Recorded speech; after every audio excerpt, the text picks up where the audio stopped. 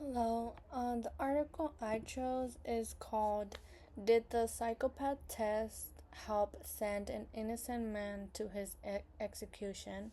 published on the Marshall Project on October 6th this year. Robert Robertson is a man on death row in Texas, scheduled for execution for the 2002 death of his 2-year-old daughter, Nikki Curtis.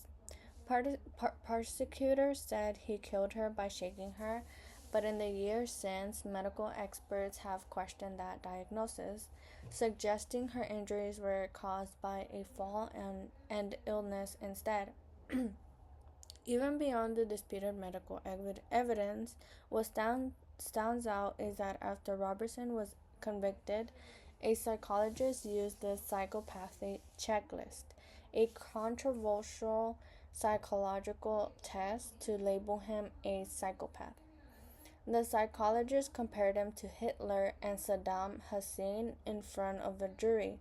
That label likely influenced the jury's decision to sentence him to death, even though the test creator, Dr. Robert Hare, has said it should never be used to decide life or death cases. The case has become a powerful example of how flawed or misused science can shape punishment and the outcome of sentencing. When we connect this to Chapter 10 sentencing, Robertson's story touches many key ideas from the text. Chapter 10 emphasizes that the Eighth Amendment protects people from cruel and unusual punishment, meaning sentences or conditions that go beyond what society accepts as fair. The chapter notes that punishment must be proportionate to both the offense and the offender's culpability. In Robertson's case, the use of flawed psychological testing raises serious constitutional concerns. It undermines fairness by introducing emotional bias instead of factual evidence. Labeling someone a psychopath can strip them of individuality in the eyes of the jury. Each offender should be sentenced based on their individual circumstances and the details of the case, not through a one-size-fits-all rule. The chapter also lays out the four goals of sentencing: retribution, deterrence, incapacitation, and rehabilitation. The way Robertson's case was handled shows how quickly those goals can become unbalanced. Once a defendant is branded a psychopath, the system stops considering rehabilitation and focuses almost entirely on retribution or incapacitation, punishing and removing rather than understanding or helping. A Chapter 10 explains retribution is about punishing because someone deserves it, while deterrence and rehabilitation are meant to influence future behavior.